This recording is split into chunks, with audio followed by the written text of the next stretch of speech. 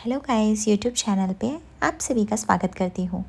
Bell icon को press कर लीजिए, लाइक और सब्सक्राइब, शेयर एंड कमेंट कीजिए, ठीक है। और बताइए कि ये एपिसोड कैसा लगा। झनक के न्यू सीज़न में जहाँ पे हम देखते हैं झनक और ऋषि की एक अद्भुत कहानी, और इस कहानी में देखने को मिलता है हमें बहुत सारा ट्विस्टिंग एपिसोड।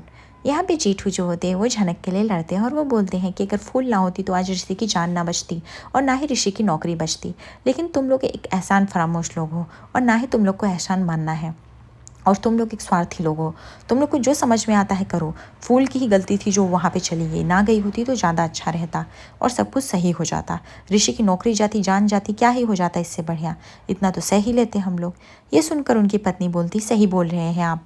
अगर वो लड़की ना ही जाती तो बहुत कुछ बच जाता हमारा। हमें उस लड़की की ना ही हेल्प की ज़रूरत है और ना ही ज़रा भी कोई गाइडेंस की ज़रूरत है। वो लड़की जाके ही हमारे लिए बहुत ही ज़्यादा सीन क्रिएट कर दी। अरे आपको क्यों नहीं समझता है, वो लड़की गई नहीं है, बल्कि वो लड़की फिर से हमारी ज़िंदगी में आ गई है। जेठू बोलते हैं, बस करो, तुम्हारे मन में जो भी आ रहा है, तुम उस लड़की के लिए इतना कुछ क्यों भूल रही हो। तुम भूल गई हो क्या उसने मेरी जान बचाई है। तभी यहाँ पे इंदुमती बोलती, मैं बिल्कुल भी नहीं भूली हूँ। उस लड़की ने आपकी जान बचाई, लेकिन उसके बाद भी वो उसको इतनी सारी गाड़ियों में ऋषि के आगे आके एक्सीडेंट में जाना था। फिर उसके बाद अभी उसके गाँव वाले पीछा कर लेंगे, कुछ भी नहीं समझ में आ रहा है। और अदिति, अच्छा हुआ ऋषि गाँव चला गया, नहीं तो उसके गाँव वाले पागल लोग हैं, वो ऋषि को मर्डरर घोषित कर देते तो क्या ही करते हम लोग। एक तो उसकी लाइफ के साथ बहुत ज़्यादा खिलवाड़ हो चुका है, पता नहीं कौन सी उसी नक्षत्र में वो उस गांव पहुंच गया। अगर वो इस गांव ही ना गया होता तो आज उसके साथ ये सब ना हो रहा होता। यहाँ पे तनुजा को भी आंखों में आंसू आ जाते हैं वो सब सोच के कि उसने अपने बेटे के लिए क्या कुछ नहीं सपने सजाए और उसके साथ क्या क्या हो गया। तनुजा भी ज्योति आदित्य को बोलती है कि बेटा प्लीज़ मुझे माफ़ कर दो, तुम्हारी गलतियों की मेन हकदार मैं ही हूँ, मेरी वजह से ही ये सब हुआ है। हमें उस लड़की को जब लाए तो अच्छे से हमें उसके बारे में देख रेख कर लेना चाहिए था, लेकिन हम सोचते रहे एक बेचारी लड़की है, अगर वो अपना अच्छे से नौकरी कर लेगी, थोड़ा बहुत कमा लेगी, अपने घर को चला लेगी तो हमें क्या ही चाहिए। लेकिन हम इतना भावुक हो गए कि हमने सर्च करना ज़रूरी नहीं समझा। तभी यहाँ पे अदिति बोलती, नहीं आंटी, आपकी कोई गलती नहीं, गलती ऋषि की है। उसने आप लोगों को ना ही सच बताया, ना ही मुझे कभी बताने की कोशिश की, और इसीलिए ये सब हो गया, और क्या ही कर सकते। तभी यहाँ पे तनुजा बोलती है, नहीं बेटा, कुछ भी हो जाए, कैसे भी करके तुम्हारी शादी ऋषि के साथ एक बार हो जाएगी ना, फिर वो लड़की कुछ भी नहीं कर सकती, फिर उसको तुम्हारी लाइफ से भगा देंगे। लेकिन अब जब तक शादी नहीं हो जाती तब तक एक एक प्रॉब्लम जो है वो आ रही है। हम क्या करें बेटा, हमें कुछ भी नहीं समझ में आ रहा, हम बस बेबस हैं। ये सुनकर जेठू बोलते ही, तुम लोगों को क्यों नहीं समझ में आता है, ऋषि की जो शादी हुई है वो तुम्हारे मानने मेरे मानने से उसको कोई असर नहीं पड़ता है। वो शादी हुई है, सबकी नज़रों में हुई है, यहाँ तक कि पुलिस वालों को भी पता है, और तुम लोग ये सब बातें कर रहे हो, क्यों कर रहे हो मुझे नहीं पता है। और अदिति, तुम्हें क्यों टेंशन हो रही है, क्योंकि ऋषि वहाँ पे चला गया फूल के माँ बाप को बताने, इसलिए? क्या तुम्हारी इंसानियत इतनी ही है, क्या तुम ये सोचती हो? तभी अदिति बोलती, बिल्कुल भी नहीं जेठू, मैं ये सोचती हूँ कि ऋषि इतना बदल कैसे गया। उसकी एक साइड मैंने देखी थी, ये साइड तो मैंने कभी नहीं देखी थी। तभी यहाँ पे जेठू बोलते, ये साइड तुमने नहीं देखी क्योंकि तुम ऋषि को कभी जान ही नहीं पाए कि उसे क्या अच्छा लगता है, वो क्या चाहता है। ऋषि के अंदर इंसानियत है, और यह इंसानियत उसको हमारी परवरिश की वजह से आया है। हाँ, देर से ही आया, पर आया तो। जैसे तुम्हारी साइड हम नहीं देख पाए, क्योंकि जो सालों पहले अदिति से हम मिले थे, जिस अदिति को हम जानते थे, वो अदिति तुम नहीं हो। तभी ये सुनकर अभिमन्यु बोलता है, दादा भाई ये क्या बोलते जा रहे हो आप, उसको कितना हर्ट हो रहा होगा। तभी यहाँ पे दादा भाई बोलते, बिल्कुल भी नहीं, अगर ये इतना सब कुछ ऋषि के लिए बोल सकती है तो मैं भी तो बोल सकता हूँ ना इसके लिए। तभी तनुजा जो होती है वो तुरंत जो होती है अदिति को बहलाने फुसलाने लगती है और बोलती है, प्लीज़ बेटा, दादा भाई की बात को दिल से मत लगाओ, उनको इग्नोर कर दो। वो हमेशा फूल के लिए सख्त नहीं बन पाते, हमेशा उसकी बारी आने पे कुछ ना कुछ अच्छा सोचने लगते। इसलिए पता नहीं वो लड़की ने क्या जादू कर दिया है कि कोई कुछ भी बोले इनको वो लड़की दिखाई देती है। उसके काका भी बोलते हैं, हाँ दीदी, बस तुम्हारी ऋषि की शादी हो जाए ना, अब तक तो शादी भी हो जाती, लेकिन क्या ही करें, कोई ना कोई मुसीबत आके टपक पड़ती है और वो होने से रह जाती है। इंदु भी बोलने लगती है, हमने तो कितना ज़्यादा ट्राई किया था लेकिन कुछ नहीं हो पाया। काम करो अदिति बेटा, चल के हम रूम में बात करते हैं। ये सुनकर जेठू को गुस्सा आने लगता है। जेठू बोलते हैं कोई ज़रूरत नहीं है, ठीक है आप लोग यहीं बैठ के बात कीजिए, मैं जा रहा हूँ। यहाँ पे किसी को जाने की ज़रूरत है तो मेरी, और आपको हमारी एडवाइस मानने की कोई ज़रूरत नहीं है, क्योंकि अगर हम रहेंगे ही नहीं तो एडवाइस किस बात की चलेगी, और भला कोई एडवाइस क्यों ही मानेगा। यह कह के जेठू जो होते हैं वहाँ से गुस्से में चले जाते हैं। उसके बाद यहाँ पे ऋषि की मोम जो होती है वो अदिति को समझाती है कि देखो बेटा, मैं मानती हूँ कि इतना सब कुछ हो गया, पर सुना देखना जल्द से जल्द सब कुछ ठीक हो जाएगा। वो अब जैसे ही हॉस्पिटल से डिस्चार्ज होगी उसे उसके गाँव भेज देंगे और तुम्हारी शादी ऋषि के साथ करा दी जाएगी। बस बेटा मैं चाहती हूँ तुम जल्द से जल्द मेरी बहू बन के आओ इस घर में, और ये सब मुसीबतें ख़त्म हो। मैं तुमको ऋषि को एक साथ देखना चाहती हूँ। हमने जो सपने सजाए थे वो सब इस तरह से नहीं, किसी एक ऐसी लड़की की वजह से कि जब से वो हमारे घर में आई सिर्फ अपशगुन चीज़ें होती आई हैं।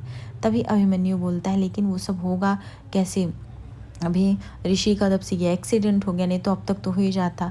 तभी अदिति बोलती है ये सब ऋषि के डिसीजन पे निर्भर करता है कि मैं उससे शादी करूँगी कि नहीं।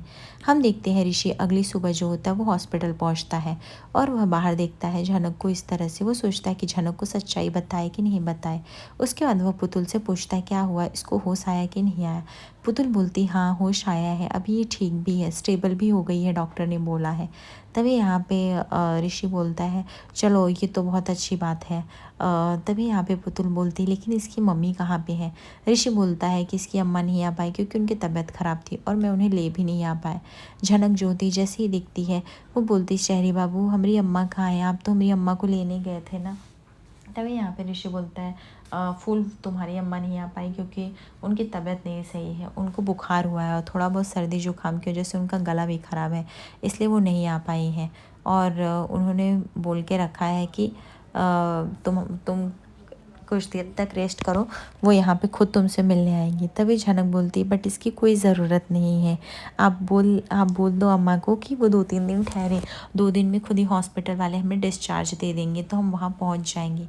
पुतुल बोलती है कि नहीं फूल तुम ऐसी हालत में कहीं नहीं जा सकती, तुम रेस्ट करो। ऋषि भी समझाता है अभी तुम्हारी इतनी बड़ी मेजर सर्जरीज हुई है, तुम चलने की भी हालत में नहीं हो, तुम गांव तो दूर बात है पहुंचने की, तुम वहां पहुंच ही नहीं सकती। तभी हम देखते हैं पुतुल ज्योति इन्फॉर्म करती है कि ऋषि और अदिति और अनिरुद्ध आए हैं। अदिति जैसे ही दिखती है ऋषि को टॉन्ट मारने लगती है और बोलती है कि मैंने तुम लोगों का प्राइवेट मोमेंट तो नहीं ख़राब कर दिया है। ऋषि बोलता है what is going on Aditi, सच में मैं यहाँ पे सिर्फ उसका हालचाल ले रहा हूँ, मैं उसके अभी माँ बाप से मिल गया है और तुम मुझे इस तरह से, ऐसी तो कुछ बातें थी ही नहीं। तभी अदिति बोलती है आई डोंट नो, मुझे लगा कि तुमको उस लड़की पे इतनी सिंपैथी आ गई, इतना ज़्यादा प्यार आ गया कि तुम पता नहीं और क्या नेक्स्ट करने वाले होगे, तुम तो मुझसे पूछना भी ज़रूरी नहीं समझते हो। ऋषि बोलता है अदिति सॉरी अगर तुम्हें इस चीज़ से हर्ट हुआ हो, लेकिन please try to understand okay, accident मेरी वजह से हुआ था, उसके यहाँ जाने का भी फ़र्ज मेरा ही था। तभी यहाँ पे अदिति बोलती पुतुल दीदी आप कब से बदल गई। पुतुल बोलती है कि Aditi I am not right to answerable you okay, मैं यहाँ पे सिर्फ फूल की देखभाल के लिए हूँ और फूल के लिए मैं एज ए इंसानियत खड़ी हूँ। उसने मेरे बाबा की जान बचाई, मेरा उसके साथ यही कनेक्शन है, इससे ज़्यादा कुछ भी नहीं। तुम्हारा हक सिर्फ ऋषि पे है तो तुम ऋषि से सवाल जवाब कर सकती हो, मुझसे करने की कोई ज़रूरत नहीं कि मैं कहाँ पे थी, कब थी, किधर थी, ठीक है। और Aditi please look at her face, क्या तुमको क्या लगता है वैसी कंडीशन में जा सकती है, एटलीस्ट थोड़ा तो समझो अदिति उसकी मेजर इंसिडेंट को। तभी यहाँ पे अदिति बोलती है और ऋषि तुम व्हाट डज शी मीन कि वो जा नहीं सकती है, मतलब वो रुकने वाली है, तुम्हारे घर में रुकने वाली है। ऋषि बोलता है हाँ क्योंकि मैं उसको हॉस्टल या घर, दो ही मेरे पास ऑप्शन है। हॉस्टल में भी न्यू मैं छोड़ नहीं सकता थोड़े दिनों के लिए, अभी मुझे उसको अपने घर लेके ही जाना पड़ेगा दीदी, उसके बाद मैं उसको हॉस्टल छोड़ दूँगा क्योंकि मैंने उसकी अम्मा से वादा किया है, उसको पढ़ाऊँगा लिखाऊँगा, उसे एक अच्छा इंसान बनाना है दीदी। उसकी अगर कहीं ना कहीं देखो तो उसकी भी लाइफ हेल हो गई है, उसे पढ़ना था और वो जाके मेरे लिए पुलिस से भी लड़ी है, उसने सच्ची गवाही दी, जेठू की जान बचाई है। तो मैं इतना सेल्फिश कैसे हो सकता हूँ कि मैं उसके लिए इतना भी ना कर पाऊँ। तभी अनिरुद्ध बोलता है वो सब तो ठीक है ऋषि, लेकिन तुम्हें ये एक बार अदिति से डिस्कस कर लेनी चाहिए थी, क्योंकि अदिति तुम्हारी प्रायोरिटी होनी चाहिए, कोई और एक लड़की नहीं होनी चाहिए। और ऋषि बोलता है कि थैंक यू अंकल, मुझे लगा था कि आप मेरी कंडीशन को ज़रूर समझेंगे। प्लीज़ आप अदिति को समझाइए कि कभी कभी कुछ ऐसे भी डिसीजंस लेने पड़ते हैं। तभी यहाँ पे अनिरुद्ध बोलता है तुम्हारे कहने का क्या मतलब, मैं कुछ समझा ही नहीं। ऋषि बोलता है कभी तो आपने भी ऐसे कुछ डिसीजन लिए होंगे ना जो किसी को पसंद नहीं आए होंगे, तो आप प्लीज़ बताइए ना अदिति को। यहाँ पे हम देखते हैं कि झनक शॉक हो जाती है जैसे ही देखती है ऋषि को अदिति से लड़ते हुए सिर्फ उसके लिए। आज रात के एपिसोड में हम देखने वाले हैं जहाँ पे अनिरुद्ध को एक ऐसे सच का पता चलेगा जहाँ पे मानो धरती कांप जाएगी। उसको पता चलेगा कि उसका और नूतन और झनक का कौन सा रिश्ता है और वह पूरी तरह से शॉक हो जाएगा। लेकिन ऋषि जो होता है वो ठान लेता है कि वो ये सच्चाई सबके सामने लेके आएगा और वह सबको ये सच बता देगा। देखते हैं आगे एपिसोड में क्या होगा। ऐसे ही बने रहिए, लाइक और सब्सक्राइब और कॉमेंट्स कीजिए। धन्यवाद।